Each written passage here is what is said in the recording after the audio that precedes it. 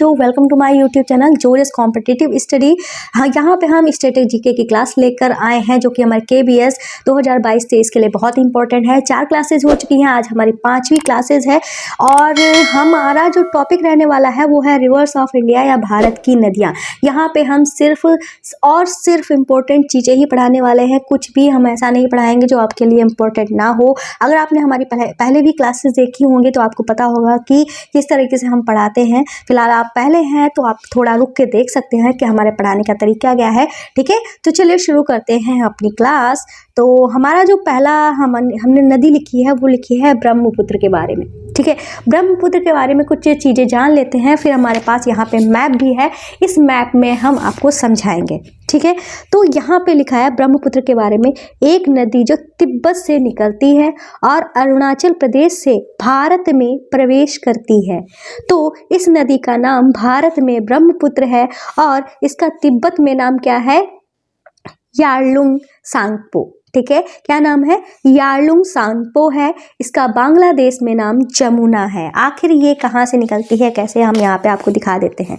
तो यहाँ से ये हमारा यार्लुंग सांगपो, जो कि हम भारत में इसको क्या बोलते हैं? इसको हम बोलते हैं ब्रह्मपुत्र। ठीक है, ये हमारी जो जगह है वो कौन सी जगह है? तिब्बत की जगह है। कहाँ की जगह है? तिब्बत की जगह है, जहाँ से इसका ओरिजिन होता है। ठीक है, ये बहती बहती, और इसको तिब्बत के लोग किस नाम से जानते हैं? यार्लुंग सांगपो के नाम से जानते हैं। ये बहती हुई हमारे कहाँ से प्रवेश करती है? हमारे देश में अरुणाचल प्रदेश, ठीक है, वहाँ से ये प्रवेश करती है, जहाँ पे इसका नाम क्या हो जाता है? ब्रह्मपुत्र हो जाता है। ठीक है, अरुणाचल प्रदेश से ये होती हुई कहाँ जाती है? ये हमारे जो हमारा यहाँ पे कौन सा देश है? बांग्लादेश है, वहाँ पे ये चली जाती है। ठीक है, अब जब ये बांग्लादेश में प्रवेश करती है तो इस नदी का नाम क्या हो जाता है? जमुना हो जाता है। ठीक है, और ये जब जाता है सर्पिलाकार आकार में जाती है, तो इसको भी हम एक अलग क्लास में डिटेल में बताएंगे ये आखिर यहाँ पे नदियाँ जाकर सर्पिलाकार में क्यों हो जाती हैं। ठीक है, और अभी इसके बारे में इतना ही आप जानिए, फिर इसको भी अभी डिटेल अभी हम आपको समझाएंगे आगे क्या होता है इस नदी का। ठीक है, वो हम गंगा के बारे में पढ़ेंगे तब आपको बताएंगे कि होता क्या है आखिर। तो अभी आप इतना जान लीजिए ब्रह्मपुत्र के बारे में। ब्रह्मपुत्र जो है तिब्बत में इसका नाम यार्लुंग सांगपो है, जो कि तिब्बत से इसका ओरिजिन होता है और हमारे देश में अरुणाचल प्रदेश से प्रवेश करती हुई ये बांग्लादेश में चली जाती है। हमारे देश में इसका नाम ब्रह्मपुत्र है और बांग्लादेश में इसका नाम है जमुना। ठीक है, इतना आपने समझ लिया।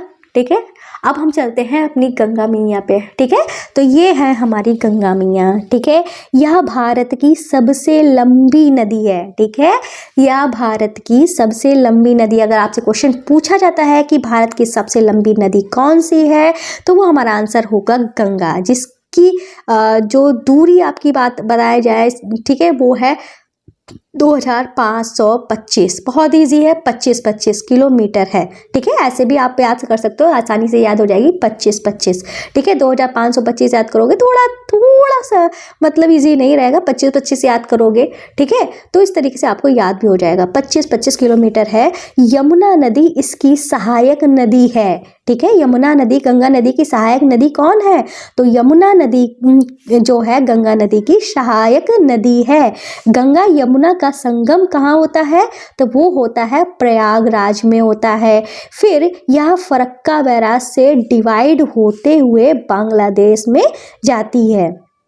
ठीक है, प्रयागराज में संगम के बाद फरक्का बैराज पड़ता है। ठीक है, जहाँ पे बैराज क्या होता है? जहाँ पे नदियों की स्पीड को कंट्रोल किया जाता है। ठीक है, पानी को रोका वका जाता है। ठीक है, मतलब इसकी स्पीड को रोका जाता है। ठीक है, वो होते हैं बैराज, तो उस बैराज का नाम है फरक्का बैराज। ठीक है, वहाँ से डिवाइड होते हुए बांग्लादेश में चली जाती है। हमारी गंगा नदी कहाँ चली जाती है?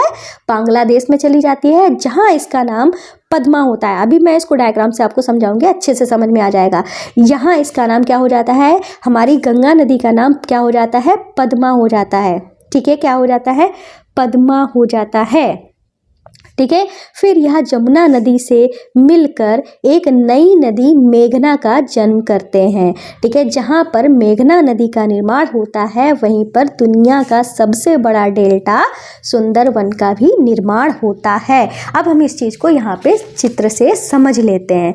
ठीक है, तो जैसे कि हमने आपको क्या बताया, तो ये तो हमने यार्लुंग सांगपो मतलब ब्रह्मपुत्र या कह लो जमुना के बारे में बताया था। तीनों एक ही नदी के नाम हैं। यार्लुंग सांगपो तिब्बत में था, ब्रह्मपुत्र हमारे देश में था, जमुना बांग्लादेश में था। ऐसे ही हमारी ये जो बी वाली जो नदी है, ठीक है, ये वाली जो नदी है वो गंगा है। इसकी सहायक नदी कौन सी है?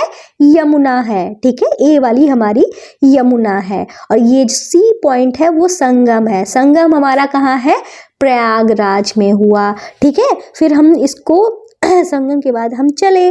ठीक है, यहाँ पे क्या हुआ? ई पॉइंट पे, तो ई पॉइंट पे फरक्का बैराज है। ठीक है, जहाँ से हमारी हुगली नदी का निर्माण होता है। ठीक है, हुगली ये जो हमारी नदी है बट जाती है, बैराज से नदी बट जाती है, डिवाइड हो जाती है। ठीक है, हुगली नदी एक निकल जाती है। ठीक है, फिर क्या होता है इसके बाद? फिर यही हमारी जो नदी है गंगा नदी एक डिवाइड होके तो दूसरी साइड में चली गई, और एक जो चल रही थी सीधी वो हमारे इसी बांग्लादेश में चली जाती है। जब हमारी गंगा नदी बांग्लादेश में इस तरीके से रिपला आकार में चलती हुई प्रवेश करती है तो इसे हमारी गंगा नदी का नाम क्या हो जाता है?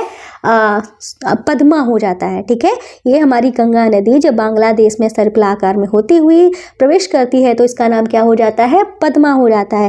भाई इस तरीके से ये नदी भी सर्पिल आकार में प्रवेश कर रही, तो यहाँ पे क्या होता है कि इस तरीके से इस चीज़ को मैं आपको दूसरी क्लास में जब हम टॉपिक कराएंगे, ठीक है, ये जो वनों के बारे में होता है, डेल्टास के बारे में पढ़ाएंगे, तो वहाँ पे आपको क्लियर समझाएंगे। आप यहाँ पे बस इतना समझ लीजिए कि यहाँ पे हमारी जो गंगा नदी है और ये ब्रह्मपुत्र नदी है, ठीक है, जिनका बांग्लादेश में क्या नाम है? गंगा का नाम है पद्मा और ब्रह्मपुत्र का नाम है जमुना। ये दोनों नदियाँ जब मिलती हैं, डी पॉइंट पे मिलती हैं, ठीक है, तो ये क्या करते हैं? एक डेल्टा का निर्माण करती हैं। डेल्टा का निर्माण होने से यहाँ पे क्या बनता है? सबसे बड़ा, दुनिया का सबसे बड़ा डेल्टा बनता है जिसका नाम क्या है? सुंदरवन। और ये इन दोनों का जब संगम होता है तो एक नई नदी बनती है जिसका नाम क्या होता है? मेघना। क्या नाम है? मेघना। ठीक है, यहाँ से ये जो नदी मिलकर निकली है उसका नाम, ये हमारी समुद्र में चली जाती है, इसका नाम क्या है? मेघना। ठीक है, तो ये बात ध्यान रखना। दुनिया का सबसे बड़ा डेल्टा कौन सा है? सुंदरवन। डेल्टा बनाने वाली नदियां कौन सी हैं? ठीक है, पद्मा और जमुना। कौन है? पद्मा और जमुना इसका नाम है। जमुना कौन है? तो जमुना ही हमारी कौन है? ब्रह्मपुत्र है। पद्मा कौन है? पद्मा ही हमारी गंगा है। ये चीज़ भी आपकी बिल्कुल क्लियर हो गई होगी, मुझे नहीं लगता इसमें कोई डाउट रह गया होगा। आगे चलते हैं, आगे है हमारी कराची नदी। ठीक है, कराची नदी जो इंडस नदी, ठीक है, कराची नदी ही हमारी इंडस नदी है के तट पर है। ठीक है, कराची नदी कहाँ है? इंडस नदी के तट पे है। ठीक है, इंडस नदी हमारी सिंधु नदी है। ये जो हमारी इसका ओरिजिन यहाँ से होता है। ठीक है, यहाँ से सिंधु नदी का ओरिजिन पहले हम आपको यहाँ पे पढ़ के सुना देते हैं ताकि आपको क्लियर हो जाए, फिर हम वहाँ पे समझा देंगे, वो ज़्यादा बेटर रहेगा। ठीक है, कराची नदी इंडस नदी के तट पर है। सिंधु नदी का जन्म तिब्बत चीन से होता है। ठीक है, मतलब तिब्बत और चीन के बॉर्डर से होता है, और इसके ऊपर एक सभ्यता है। कौन सी सभ्यता? ये तो आपको पता ही होगा, सिंधु घाटी सभ्यता के बारे में आपने पढ़ा ही होगा। ठीक है, तो वही सभ्यता जो है इसी नदी पे ही पाई जाती है। ठीक है, फिर से एक चाहे तो आप पढ़ सकते हो कराची नदी, या कराची मतलब ये पाकिस्तान से रिलेटेड है, इसका जो पानी है वो हमारा वहीं जाता है, पाकिस्तान में ही जाता है कराची। ठीक है, कराची तो पता ही होगा पाकिस्तान में है। ठीक है, इंडस नदी के तट पे है। सिंधु नदी का जन्म तिब्बत और चीन से होता है। इसके ऊपर एक सभ्यता है। बस इतनी सी बात है, बस आपको इस चित्र में समझ लेना है। ये जो हमारा यहाँ पे पॉइंट है वो क्या है? यहाँ पे जो पॉइंट है चीन और तिब्बत का बॉर्डर आप समझ सकते हो। ठीक है, यहीं पे इनका ऑरिजिन होता है। ठीक है, और ये हमारे भारत से होती हुई कहाँ जाती है? कराची में चली जाती हैं। ठीक है, यही हमारी क्या यहाँ पे जो सभ्यता पाई जाती है वो हमारी सिंधु घाटी सभ्यता पाई जाती है। बस इसके बारे में आप इतना जान लीजिए, इतनी खास नहीं है ये। फिर यहाँ पे चलते हैं, पश्चिम में बहने वाली नदियाँ जिनको हम क्या बोलते हैं, वेस्ट फ्लोइंग कहते हैं। ठीक है, पश्चिम में बहने वाली नदियों को हम क्या कहते हैं, वेस्ट फ्लोइंग कहते हैं। क्या बोलते हैं, वेस्ट फ्लोइंग कहते हैं। तो ये हमारी कौन कौन सी हैं, ठीक है, इस डायग्राम में जो भी नदियाँ दी गई हैं वो भी हम आपको समझा देंगे। माही, नर्मदा, ताप्ती, पेरियार, सरस्वती, लूनी, मूसी, सिंधु। ठीक है, तो ये आपको नाम ध्यान रखने हैं, बहुत बहुत बहुत बहुत इंपॉर्टेंट है। ठीक है, तो अगर आपसे पूछा जाए वेस्ट फ्लोइंग या पश्चिम में बहने वाली नदियाँ कौन सी हैं, तो इतने नाम याद रखिए। कितने हैं, 1 2 3 4 5 6 7 8, 8 नदी हैं। ठीक है, माही, नर्मदा, ताप्ती, पेरियार, ठीक है, सरस्वती, लूनी, मूसी, सिंधु। ठीक है, अगर आपको एक मतलब ऐसे ही मैंने मेरे दिमाग में एक ट्रिक टाइप में आ गई, अगर आपको नहीं भी याद होते हैं तो आप ऐसे याद कर सकते हो। माही से आप कर सकते हो माँ, ठीक है, नर्मदा से आप न, ठीक है, मानता, ठीक है, मानता, पेरियार को आप प्यार पढ़ लो, ठीक है, मानता प्यार, ठीक है, सालू मौसी से, मानता प्यार सालू मौसी से। ठीक है, माँ से माही, न से नर्मदा, ता से ताप्ती, प्यार से पेरियार, स से सरावती, लू से लूनी, मूसी से मौसी, और सिंधु से मतलब से सिंधु। ठीक है, मानता प्यार सालू मौसी से। ठीक है, मानता प्यार सालू मौसी से। ठीक है, ये आप ट्रिक भी बना सकते हो। ठीक है, इस ट्रिक को मैं लिख दूंगी, अगर आपको ये नोट्स चाहिए हैं तो आप हमारे व्हाट्सएप नंबर पे कॉल कर सकते हो। इसके लिए अगर आपको व्हाट्सएप नंबर भी चाहिए तो इसके लिए हम आपको डाउनलोड करना पड़ेगा हमारा ऐप, जिसका नाम है जूजेस स्टडी, प्ले स्टोर पे मिल जाएगा। ठीक है, वहीं से आप नंबर ले लेना। फिलहाल मैं यहाँ पे किसी को नंबर नहीं देने वाली हूँ। ठीक है, वहीं पे आप बात कर लीजिएगा। तो यहाँ पे मैं ट्रिक भी लिख दूंगी। अब यहाँ पे चलते हैं, तो ये हमारा मानता प्यार सालू मौसी से। ठीक है, मानता प्यार सालू मौसी से, तो ये हमारी कौन थी, वेस्ट फ्लोइंग। और हिमालयन नदियाँ की बात करते हैं जिनको हम नॉर्दर्न रिवर्स कहते हैं। ठीक है, हिमालयन नदियाँ जिन्हें हम नॉर्दर्न रिवर्स कहते हैं, इनका अगर सोर्स की बात की जाए तो ग्लेशियर फेड है। ठीक है, सोर्स क्या है इनका, स्रोत क्या है इनका, ग्लेशियर फेड या हिमनद है। ठीक है, बात ध्यान रखना, हिमालयन नदियाँ ही हमारी नॉर्दर्न रिवर्स है। हिमालयन नदियाँ ही हमारी नॉर्दर्न रिवर्स है। इनके सोर्स की बात की जाती है तो ग्लेशियर फेड या हिमनद है। ठीक है, इसे हम पेरिनियल या सदाबहार नदी भी बोलते हैं। ठीक है, पेरिनियल का मतलब ही सदाबहार नदियाँ होती हैं। ठीक है, तो हिमालयन नदियाँ, तो हिमालय से जो नदियाँ हमारी निकलती हैं वो हमारी सदाबहार नदियाँ बोली जाती हैं, क्योंकि हिमालय से जो भी हमारी नदियाँ निकलती हैं उनका पानी गजब होता है। हम आप जानते हैं वन ऑफ बेस्ट नदी, जो हमारी सबसे पवित्र नदी है वो भी हिमालय से ही उसका ओरिजिन ही है। ठीक है, तो क्या है हमारी बात यहाँ पे फिलहाल, यह हिमालयन नदियाँ ही हमारी क्या है, नॉर्दर्न रिवर्स है, जिनको हम नॉर्दर्न रिवर्स कहते हैं। और आपको एक और बात बता दें, हिंदी के साथ साथ इंग्लिश में भी पढ़ना सीखो, क्योंकि ये हमारा KVS है। KVS is not only in Hindi. हो सकता है कि आपकी ज्वाइनिंग किसी ऐसी जगह पे हो जाए जहाँ पे सिर्फ इंग्लिश ही बोली जाती हो, जैसे कि वहाँ पे हिंदी समझना मतलब बहुत ही टफ है, तो आपको मतलब मैनेज तो करना पड़ेगा इंग्लिश में भी। तो दोनों लैंग्वेज में पढ़ना आप थोड़ा हैबिट में डालिए। ठीक है, तो हिमालयन नदियाँ जो हैं वो हमारी नॉर्दर्न नदियाँ हैं, जिनका सोर्स है ग्लेशियर फेड या हिमनद। ठीक है, इसे हम पेरिनियल या सदाबहार नदी भी बोलते हैं, इसलिए मैं दोनों वर्ड्स लिख देती हूँ ताकि आपको समझ में आए। ठीक है, पेरिनियल या सदाबहार नदी भी बोलते हैं। आगे चलते हैं, तो आगे है हमारा प्रायद्वीपीय नदियाँ, जिसे हम साउदर्न रिवर्स बोलते हैं। ठीक है, क्या बोलते हैं, साउदर्न रिवर। ठीक है, तो ऐसी नदी को हम क्या बोलते हैं, पेनिनसुलेटर भी रिवर्स भी बोलते हैं। ठीक है, अगर इसके सोर्स की बात की जाए तो वो हमारा वर्षा का जल है। ठीक है, प्रायद्वीपीय नदियों का सोर्स होता है वर्षा जल, और हमारी हिमालयन नदी का सोर्स होता है ग्लेशियर फेड या हिमनद। ठीक है, प्रायद्वीपीय नदियों का सोर्स क्या है, वर्षा जल। ठीक है, इन्हें साउदर्न हम रिवर्स बोलते हैं। ठीक है, इसे सी सेशन रिवर या मौसमी नदियाँ भी कहते हैं। ठीक है, सी सीजनल होगा। ठीक है, सी सीजनल रिवर या मौसमी नदियाँ भी बोलते हैं। सी सीजनल बोले या सी सोनल बोलो, ठीक है, ये एस एक्स्ट्रा लगा हुआ था, सी सोनल रिवर मतलब मौसमी नदियाँ भी बोलते हैं। तो इतनी बातें ध्यान रखनी है। जो हमारी साउदर्न रिवर्स होती हैं वही हमारी प्रायद्वीपीय नदियाँ होती हैं, इन्हें पेनिनसुलेटर भी कहते हैं। इनका सोर्स की बात की जाती है तो वर्षा का जल होता है और इसे हम सी सोनल रिवर्स या मौसमी नदियाँ भी बोलते हैं, ठीक है। पूर्वी नदियों की बात करते हैं तो पूर्वी नदियाँ क्या बनाती हैं, ये इंपॉर्टेंट है। पूर्वी जो हमारी नदियाँ होती हैं वो डेल्टा बनाती हैं, ठीक है। आपने अभी देखा डेल्टा को मतलब दहाना बनाती हैं, और पश्चिमी नदियाँ जो होती हैं वो मुहाना बनाती हैं, ठीक है। क्या बनाती हैं, मुहाना बनाती हैं।